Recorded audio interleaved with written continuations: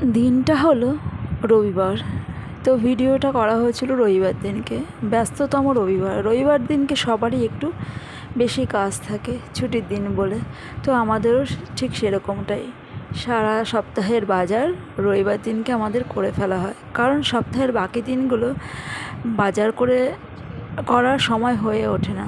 তো চলো, আমি এদিকে চিকেনটা আগেই ধুয়েই রান্না বসিয়ে দিয়েছিলাম, এদিকে চিকেনটা হতে থাকছে কষা, আর এদিকে আমি একটু বিরিয়ানি করব বলে বিরিয়ানির জন্য ভাত বসিয়ে দিয়েছিলাম।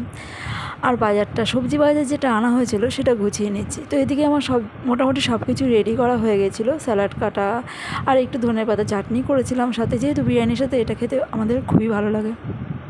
আর এদিকে যেহেতু সমস্তটা রান্নাবান্না আমার কমপ্লিট হয়ে গেছিলো রবিবার দিনকে, যেহেতু বিরিয়ানি আর চিকেন কষা করেছিলাম, তো ভাবলাম যে শাক যে আনা হয়েছিল, শাক তো আর আজকে রান্না করে খাওয়া হবে না, তো সেই জন্য শাকটা বেছে রেখে দিই, আমার কাজটা একটু এগিয়ে যাবে।